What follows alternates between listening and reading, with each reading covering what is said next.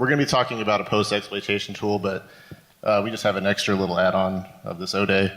So when Jenna and I were working on Eternal Blue, we discovered that part of the pool grooming process was allocating memory in a contiguous way.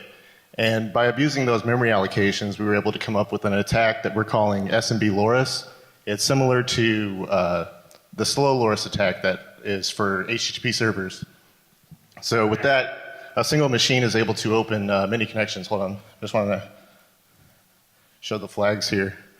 So the first 4 bytes of a connection are this NetBIOS session setup header, and it has a 17-bit length field. So what Windows is going to do is it's going to see that length field, and it's automatically going to allocate a buffer for whatever length you say, and preemptively allocate that much memory on the non-paged pool, which is memory that cannot be swapped out. It's physical RAM that has to be reserved. So 2 to the 17 gives you 128 kilobytes, and if you send many connections that do that, from a single IP you can get to 8 gigabytes, which is like 8.5 gigabytes. So we're going to demo the attack now. And all we're doing is opening a lot of connections and sending this packet with a full length. And as you're seeing now, the non-paged pool is filling up. It's actually down here. Right now we're at 5.5 gigs. And eventually this ping is going to die because there is not enough RAM, and you'll also notice that the CPU has spiked to 100 because now the operating system is searching through memory looking for a free spot, and now we actually have freezed the computer. So like slow Loris, if we stop this attack, the computer will restore. Unless you sustain the attack, eventually you will get a hard freeze, which is worse than a blue screen because then you need physical access to restart that machine. You can't just RDP in. So there you go. Thank you.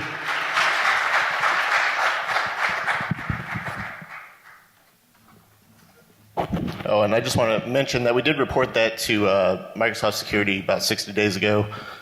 They said they weren't going to fix it right away. So we had to go to full disclosure. We already told our DDoS partners and stuff like that. So, and it works on IPv4 and IPv6. So here's just some of the artifacts that we have that happen. The first one is just like a hard freeze, and then you can crash programs, and then right here is Microsoft's response. This is fine. All right, so on to the main topic of the day. We're going to talk about the current open source malware options for red teams. So these are things that you can use on your pen tests to, own a network. And then we're going to release a new tool called Koadic C3. It's an advanced JScript VBScript rat. It's based on a lot of work by others, Subt, Enigma, OX3, Tiranado. They've been doing a lot of work on research, a lot of research on JScript past year or two. We're going to talk about some of the hell we went through with Windows scripting host quirks, and then at the end we're going to have a demo of the tool. So this is a list of the people who helped work on this tool. I'm ZeroSum, that's LF Not. We got Jenna in the audience, and the Naders is watching the live stream. So we're the red team at RiskSense. It's a spinoff of New Mexico Tech, led by Dr. Srinivas Mukamala. He lets us have time to do some research on side projects. So we've done Extra Bacon and Eternal Blue. We ported both those exploits to Metasploit. We're kind of the first to look at those exploits. Just a couple quick notes before we get started. So if you use this tool for illegal activities, we're not responsible. We're releasing this for pen testers. There's no like ransomware in it or anything. Like I said, there's a ton of overlapping research from Subt, Enigma, OX3, Tiranado. But we're trying to consolidate all those research techniques into a single tool. And we've also advanced the state of art a little bit. So this is just a prototype. There are going to be bugs in it. So submit fixes, not tixes. And just to be very clear, this is a post-exploitation tool, so this won't be like Metasploit where you get access to a box. This assumes you already have access, and you want to do something better with that shell. You want to pivot, dump passwords, and stuff like that. So the current state of Windows post-exploitation, you have Meterpreter, Cobalt Strike, PowerShell Empire. or you can roll your own. Those are basically your options right now for and they're all very nice tools, but we're going to talk about some of the downsides of those tools and where this kind of fills a very niche gap. You're not going to use this tool a lot, but it will fill a very niche gap. So the downsides of PE malware, this is stuff like Cobalt Strike and Meterpreter. So they're both amazing software, but most of the times in a post-exploitation scenario, you're going to be dropping a binary on disk, and that's what AV loves to eat, and you're going to have to evade that payload with either veil evasion or shelter or some type of cryptor or packer. So that's one downside, and one of the main exploits we have eaten a lot is psexec, which is probably the most common one you use on a pen test. So the downsides of PowerShell, again, Empire is amazing software. Officially, it requires PowerShell, obviously, which is Server 2008 Service Pack 2. You can install it on earlier versions, but officially that's what Microsoft supports.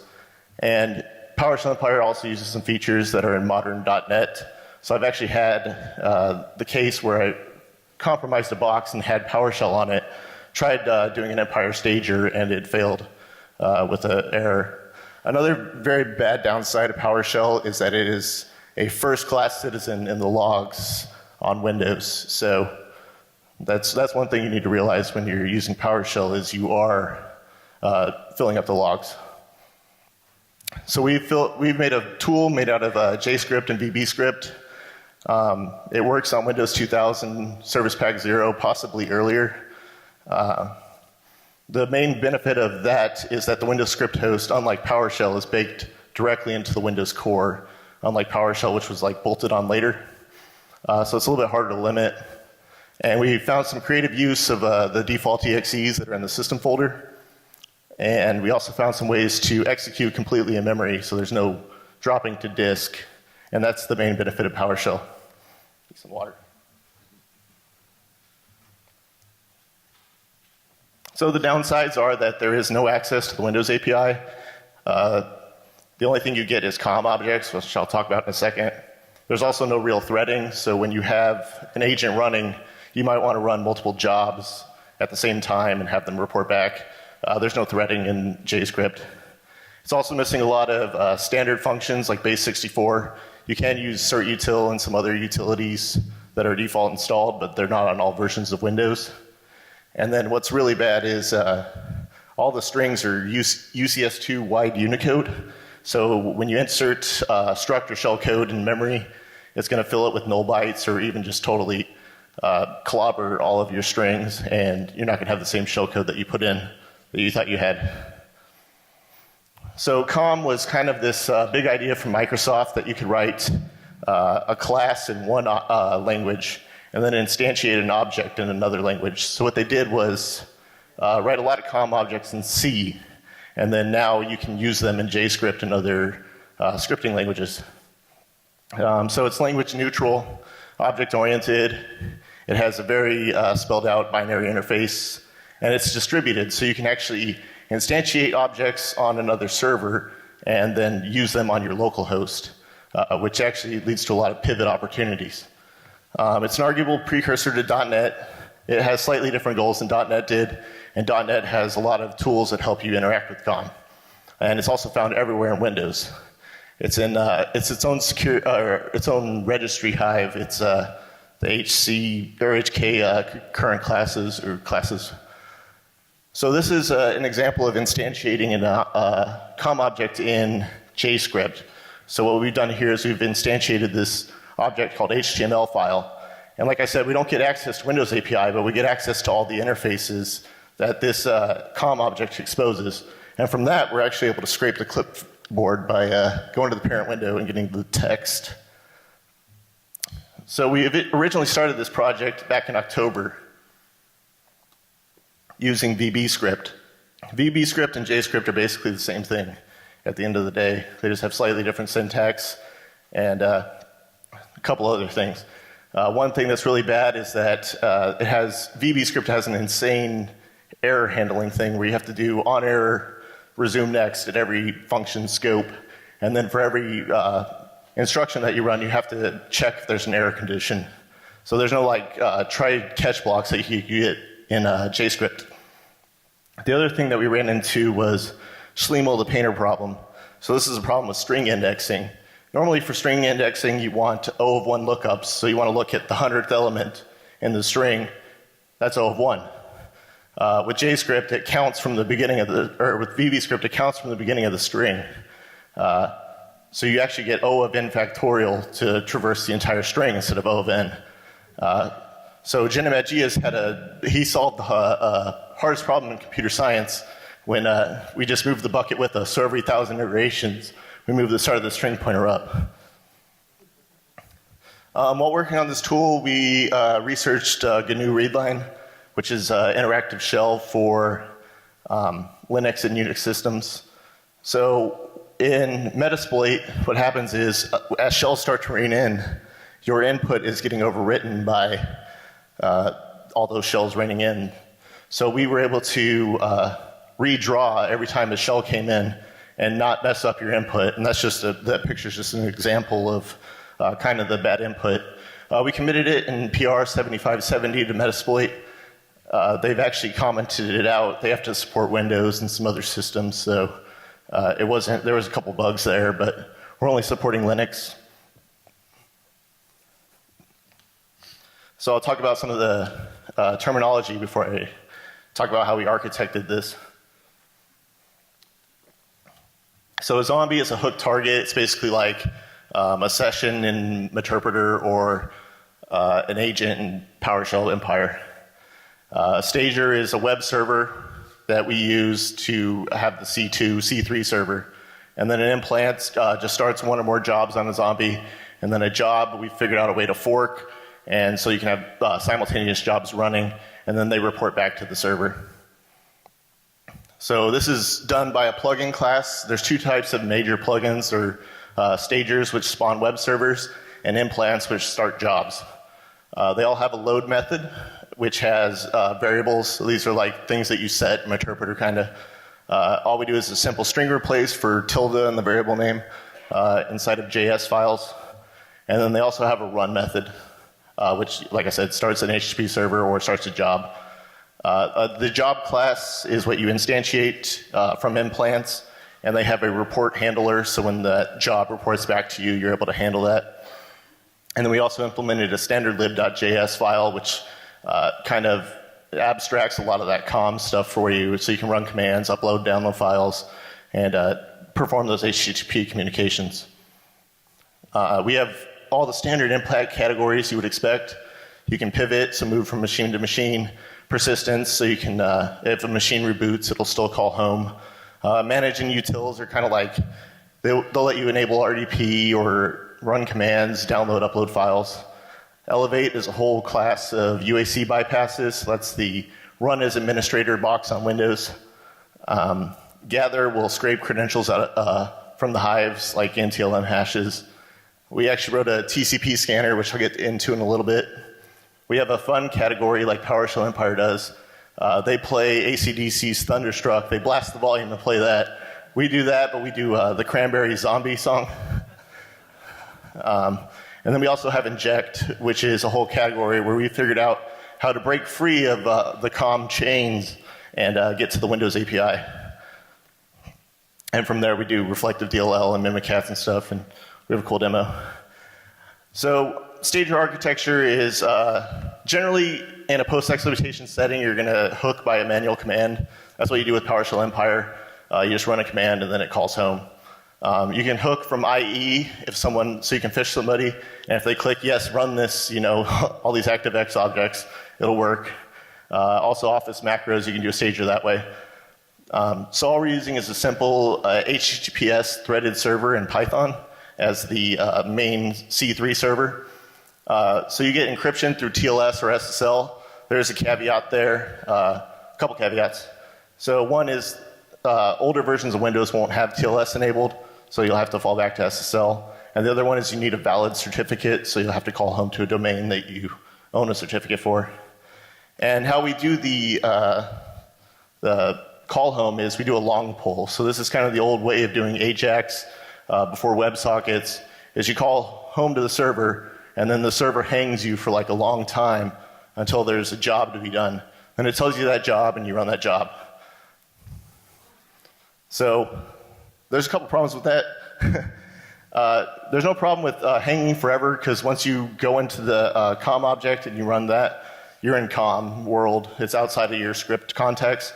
But there is a limited amount of instructions you can run in JScript. So it's actually default to 5 million, I believe. So if you run 5 million instructions in JScript, which is actually very easy to do, even for just a few milliseconds, it's going to pop up an error saying stop running this script, and it's going to hang the script till the user clicks yes or no. So for that reason, we fork on a regular basis.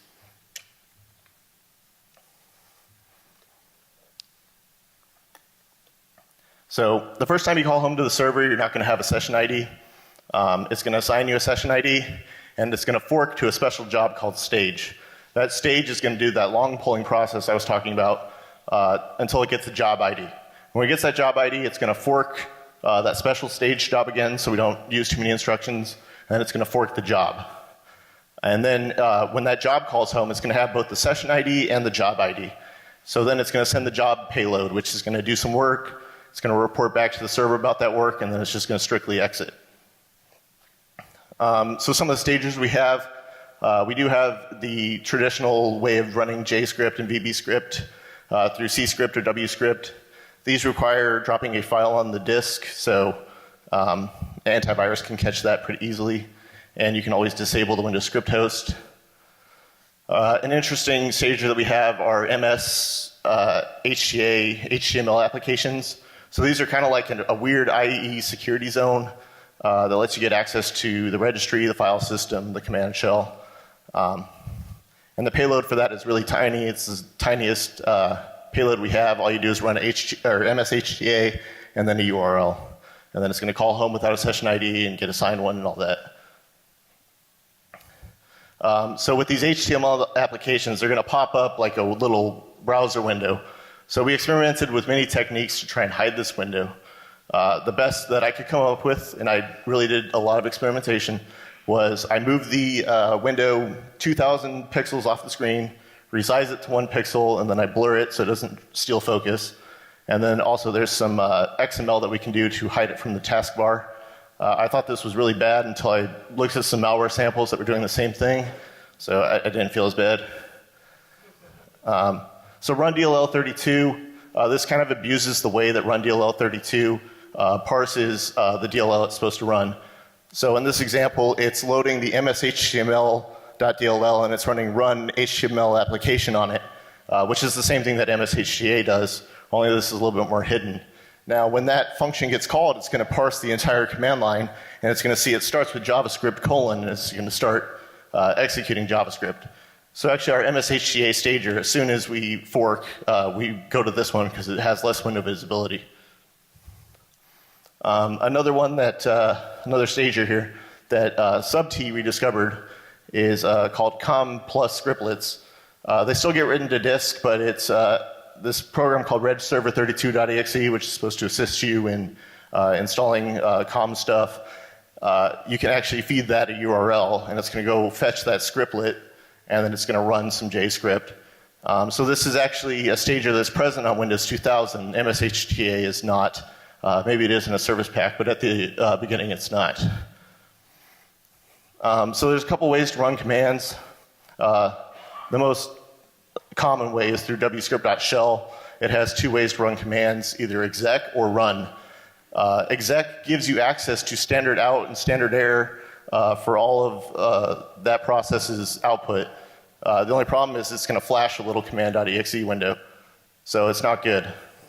We had to resort to .run, which does not give access to standard out. But we kind of pipe to a UUID in the temp folder, a text file, and we pipe standard out and standard in to that file, and then we read that file. So we're able to get the output. Another way to start processes is with WMI. Win32 process is a part of that, and that's the Windows management instrumentation. It's just kind of for managing boxes. So one of the main things you want to do with a post-exploitation tool is upload files and download them. But binary data is very hard to work with in JScript. So writing, if you want to write a file to disk, writing byte by byte you use all of your limited instructions I was talking about.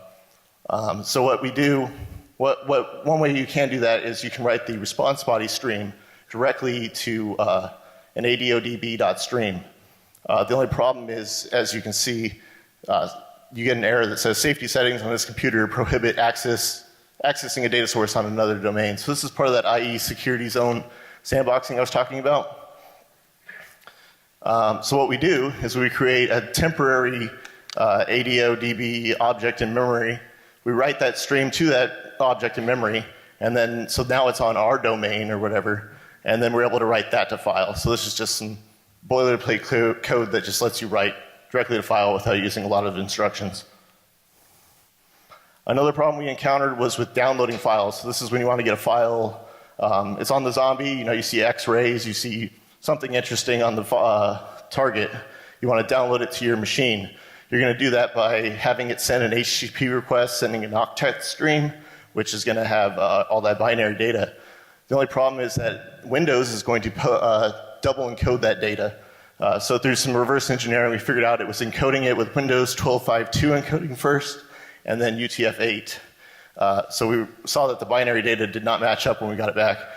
Another thing is if you send a null byte, it just ends the response stream right there, the request stream. So we had another layer of encoding where we encode backslashes and null bytes. So we have 3 different decodings we have to do once it gets back to the server. It was really slow. LFNOT wrote a hard-coded lookup table. So it's about 1 second per megabyte now, down from 10 seconds per megabyte. So these are all of our UAC bypasses. These work because on Windows there's the current user hive, which a user is able to write to their current user hive, no problem. And then Windows has these binaries in the system32 folder that have a manifest that auto-elevates them, gives them UAC bypass privileges. And then there's a couple binaries that are going to look in that current user hive that you're allowed to write to for a command to run. I don't know why. But so we're just going to put the stager command at those registry keys, start that process, and it's going to call home, and we're going to be elevated. Microsoft is trying to fix some of these. They've closed a couple of them in Redstone 2 and 3. But there's UAC me by H Firefox. It's some future work if these methods get closed down. There's 35 plus methods we can use. Some are applicable. So another main thing you want to do in a post-exploitation tool is dump the NTLM hashes off the server. So there's a reg.exe. I believe it was added in some service pack of Windows 2000. It's at least present in Windows XP and higher. But from there, if you're elevated, you can save the SAM system security hives and run core security in packet, which will decode, decrypt those hives, and give you the hashes out of them. Same thing for domain controllers. You can create a volume shadow copy, and then the system hive, you can get that. And we get the ntds.dit. We can run the same tool with some different arguments and extract AD credentials out of them. So there's several different HTTP COM objects. Most of them are just like msxml2.xml HTTP, and then there's a server XML HTTP. So this dates back to the early days of the internet, where you first started with AJAX. And so the ones that are not marked server are going to have a bad sandboxing policy. It's going to have that cross-origin AJAX policy you see in web browsers. Whereas the server versions are going to be what you would have ran on a classic ASP server if you wanted the server to fetch something. So it's going to be less sandboxed. So it's the same interface, but a little bit different behavior. Using these objects, checking out the error messages they do when we try to do a HTTP connection to an IP, we're able to tell which ports are open. And so we have 2 different methods of telling if a port is open or not, and based on the error codes. So we were able to write a TCP scanner using these methods. Another interesting COM object is the WScript.network. This lets you enumerate the printer connections and the network drives that that computer is connected to. So that's useful information. And now we're going to talk about the pivoting modules. So PSExec was originally written by Mark Ruzinovich. first the sysinternals before it was hired by Microsoft. Now it is a Microsoft signed binary. And this lets admins run commands on different boxes remotely. There's no reason for us to have to upload this binary to the server because Microsoft is hosting it on a live share on the internet. So we just use that live share. We do get a dirty bit when we do that, but the bypass I found was just running it. Instead of wscript.run, I ran it through WMI or something, I forget. But we didn't get that dirty bit, which would have popped up a message of an error. So that just lets you run commands on another box, and we do have a working pivot with that. Another way to pivot is with WMI. So this lets you spawn that WMI Win32 process I was talking about on another server, as long as you have cached or either your credentials or you get credentials out of memory. You can't perform it past the hash with JScript, we found. A really bad problem with this is when you start that new process, it's going to run in session 0 on the server, which is a GUI-less process, so you won't be able to elevate. But it does let you get onto other boxes, and maybe there's a workaround. Another thing that's been making the waves the past couple weeks are DCOM lateral movement techniques. So mmc20.application Enigma OX03 found back in January, but it has you can spawn this object on another server, and it has an interface called execute shell command. Let's see restage. And then just this week we had excel.application and outlook.application by Ryan Hansen, 424F, and Staldrad. But both of these have ways that you can load commands on another server. So that's some future work. We don't actually have plugins for this yet, but if PSExec and WMI aren't good enough, we can write a plugin for DCOM. So now we're going to talk about some of the ways we escaped that COM context into Windows API. So work, they gave us some Office licenses, and we did find a good use for them. We didn't actually write any reports with them, but we did create a GUI-less Excel object in memory. And then from that GUI-less Excel object, we also wrote some registry keys that let us run macros without a prompt. And so we actually, and when you run macros in that, it's Visual Basic, which is different than VBScript. That lets you get access to the entire Windows API. So from there, we were able to run shellcode or reflective DLLs. So that's one of the ways we escaped. Another technique was published a couple months ago by Tiranito. He's a guy from Google Project Zero. So when you install .NET on a server, it gives you, or a workstation or anything, it gives you a bunch of COM objects for that .NET installation. And a couple of those COM objects that you write to memory, and then also deserialize a .NET object. And when you can deserialize the .NET object, you get access to the Windows API, because .NET has access to Windows API. So we can do all that from JScript. And then the final way we found in our research was Dynamic Wrapper X. This was a DLL written by Yuri Popov and released as freeware in like the late 90s, early 2000s. It does have 0 out of 61 of iris total. People are using this for legitimate reasons. But basically this just lets you install a COM object on the server, which gives you access to the Windows API. Normally installing a COM object, you're going to have to write a lot of registry keys and stuff like that. But SubT rediscovered a thing called registration-free COM. So we don't actually have to write all those registry keys. We just drop a manifest file also on the disk and that DLL, and then we're able to load that COM object, at least for our process. So now that we have access to the Windows API, one of our design goals was to use the powercats.dll. So this is the PowerShell Empire DLL that lets you get access to Mimikatz. There was a problem with this, and that was that all of the DLL mapping was performed in PowerShell. So normally with a reflective DLL, you're going to write some C code that will load itself, and they did it in PowerShell. So we have limited instructions. We can't do all of that DLL mapping. So what I did is I wrote a DLL called MimiShim, and that's just a normal reflective DLL. So all the loading code is in C. It's part of the DLL. And we just say start a thread there, and then it'll load itself. So what it's going to do is it's going to see if we're an x64 or an x86 process on an x64 system, which if you've ever dealt with Mimikatz, that can be an issue. If that is an issue, we're just going to fork sysnative notepad.exe. We're going to process all of that and inject the powercats.dll into it. And from there, we're going to do a couple default things. We're going to get the debug privilege, which is kind of a God mode privilege on Windows. And then we're going to elevate our token to system. And then we're going to run whatever custom Mimikatz command you want to run, which will let you extract plain text passwords out of memory, provided that credential guard or some other defenses aren't enabled.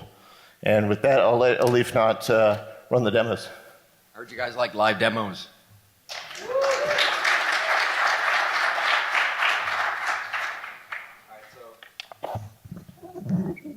All right, so what we're going to do here is we're going to show our tool off. At least we have a screen. I heard we had screen problems on the other ones. So, close this off. Okay, so the first thing we're going to do is we're just going to load it up, and we're trying to get our stager first, right? I know we were talking about this in the beginning. So we load up, and we're greeted with a screen like this. We have a lot of options in here, so as you can see, it's a very similar kind of structure to like Metasploit or other tools of a similar kind of nature. We run info, and we can set our lhost.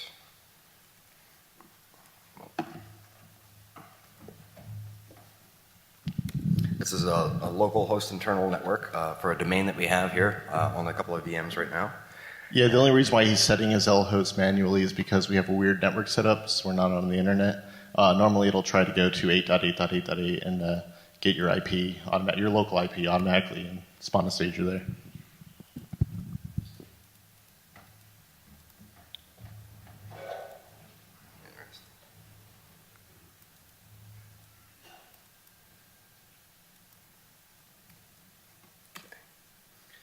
So, and then after that's run, the stager is done, you can close the window and you see no windows popped up and nothing seems out of the ordinary, but we get a stager coming back right here. And we'll see, if we take a good look here, it's not an elevated prompt, as you can tell right here. It would come back with a star if it was. And so from here, we have our zombie, and we can kind of do what we want. So to demonstrate the kind of ridiculousness that we had to go through, we can kind of upload a file, get a SHA-SUM, download the file, and do a SHA-SUM again. So we're going to use an implant. And we see everything has like a nice little options file.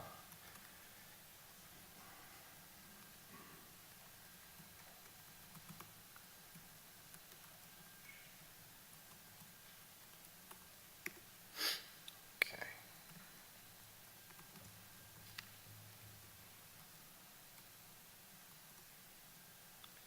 So we can also get into a command shell from here. So if we look onto our hooked client right here, and we take a look at the directory where we should have uploaded the putty, and we'll see it, and it's right here, nice and uploaded.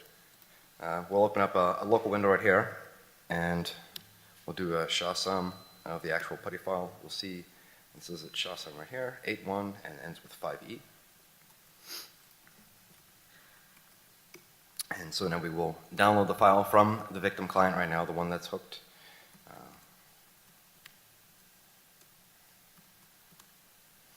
Oops.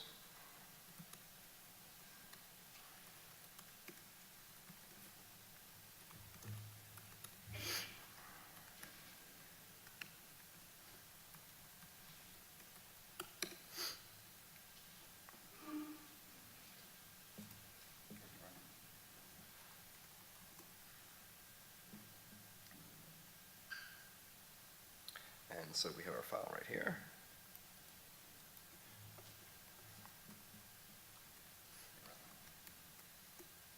And we'll see that the integrity has been kept, right? So we got a nice upload and download. And the client doesn't notice a thing, no windows are coming up, nothing at all. It's nice and in the background here. So what we're going to do next is we're going to try to elevate the prompt, right? A little bit of a UAC bypass and stuff like that, right? So we're going to use elevation.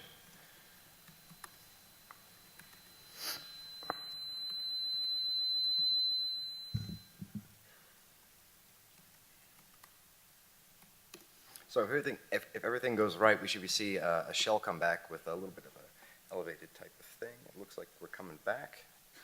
And here we are. We have a nice elevated prompt. Hmm?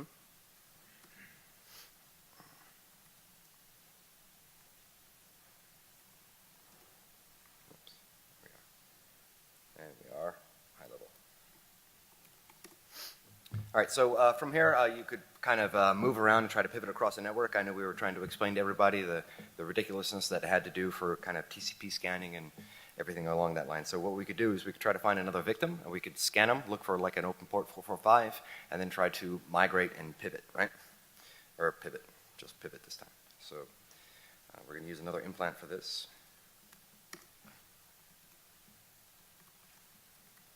It doesn't really matter what zombie we use for this.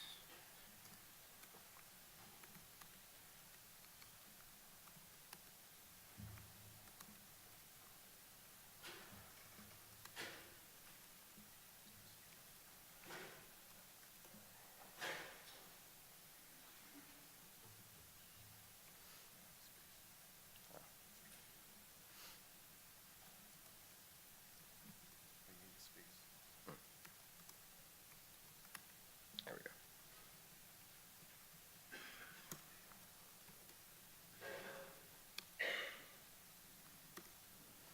This font is a little ridiculous. We had to make it large for everybody. So as we see here, a nice little readout of the nice scanning from one of the hooked hosts to another host upon the domain. And right now, we're going to try to pivot, okay? So we're going to use inject. Actually, we should probably get the hashes first from the current machine that we got, right?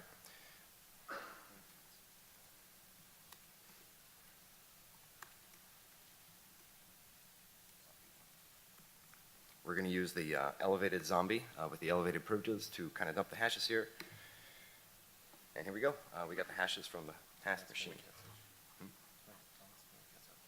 And that's a mimikatz command. You can kind of run any command from there, from mimikatz.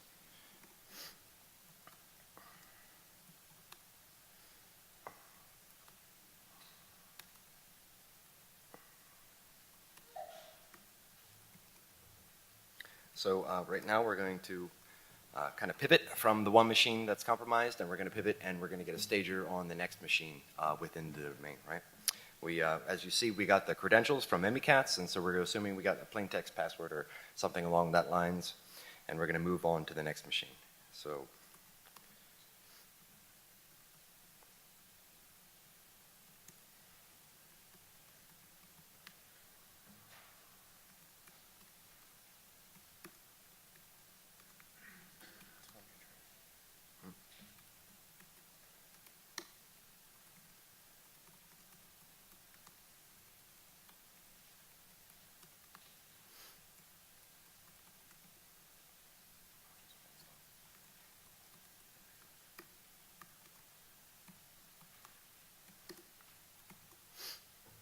okay.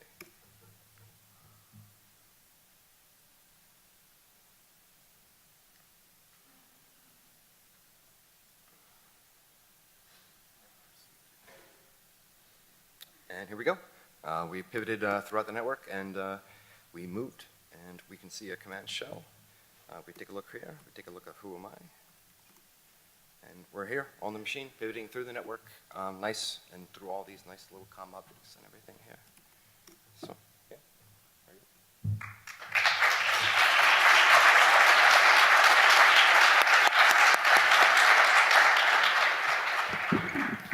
Yeah, so you can see he has three different shells here. The first one was his medium integrity. Next one was when he elevated, and then this has a different IP because he's pivoted to another machine.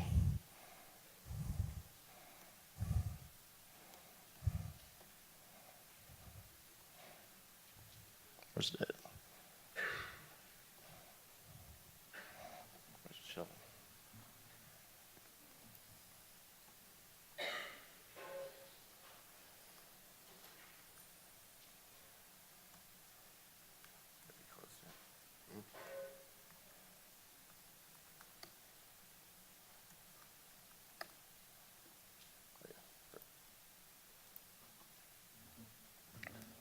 So we're going to talk about some of the mitigations you can do against this. There are some ransomware samples that we saw that do all of their operations in JScript, including their cryptography. So people are mainly focused on PowerShell right now. We kind of wanted to point out that JScript is also an attack surface. So there's a thing called the anti-malware scanning interface. I haven't actually played with it, but it was designed to catch PowerShell scripts before they execute. It's also a hook for antivirus to get JScript and VBScript files before they execute, even if they're using the type of in-memory stagers that we talked about. Another thing is device guard, app locker, CI. It's all kind of the same umbrella for a common term called app whitelisting. In your environments, you only want to run the programs that you want to run, and this will actually prevent a lot of extra malware that gets on your system from running if you only have a whitelist of what can run. It's kind of a pain to set up right now. It requires a lot of PowerShell and registry editing. I've heard that there are good things coming there, so just keep an eye out, probably Redstone 4 next year. But if you do get it working, you want to block the Windows script host, you want to block HTA and COM+ scriptlets. You can also delete the mshta.exe and reg server. Some components rely on that, and Windows Update will probably reinstall them. But that's one thing you can try. Another thing is you can delete COM objects if you're not using them. It's hard to tell what you're actually using, including the script parsers themselves. So like a JScript and VBScript, those are all COM objects that are script parsing. I haven't actually tried deleting them. I think you might brick your system, but we do have some intent to add this to Metasploit, at least for a target as psexec. So right now, it drops a file or it runs a PowerShell command. We want to do a mshta command back and then iterate through all those methods that we found to fork to Windows API and try to spawn a Meterpreter binary that way. Just iterate all over those methods. Some more future work is exploring COM, seeing what is exposed through the interfaces. It's a large attack surface on Windows that was kind of forgotten about, or it's kind of a difficult concept to grasp. Tyranito has a cool tool, I forget what it's called, like OLE viewer or something, that lets you get the interfaces for a lot of these COM objects and you can see what you can do with them. Another thing is that with this tool, like I said, there's a lot of bugs. So we do plan to clean up the code and do a small plugin revamp. So right now plugins are kind of reusing a lot of the same code. And we also want to implement a JavaScript obfuscator. So right now all the payloads are pretty generic. They're all the same. But if we had an obfuscator, it's going to kind of add some bypasses for very obvious lookups of that. We've kind of neglected persistence implants. That's why we didn't talk about them. There are a few ways to get persistence. So that's when the machine reboots, it'll restage. WMI subscriptions is one that we could do. And then another thing is we're using the basic Python server, just very generic. So we actually do have the slow loris attack, I believe, that works on this. So remember, we dropped that ODE SMB loris, that we have the slow loris attack on this. So that's one thing we want to close down by throttling the amount of IPs. Some related talks by Tyranito. He did COM in 60 seconds. This is the best primer on COM you can watch, better than any book I ever read. He does it, it's not actually 60 seconds, it's 60 minutes, but he did it at Infiltrate this year. Another one is Windows Archaeology, which Sub-T and Enigma OX3 did at B-Sides Nashville this year. And then last year, Sub-T wrote a very basic JScript rat and presented that at DerbyCon. We kind of expanded that concept and made it as close to Empire as we could. And so, yeah, this code is available at GitHub, zerosum/Koadic. We're also doing a workshop today. It was registration only, though. But we have also released that code as well. Just check my GitHub. More lower level stuff, C and shellcode, but still cool stuff. So, yeah, that's zerosum and Aleph Not. Thank you guys very much.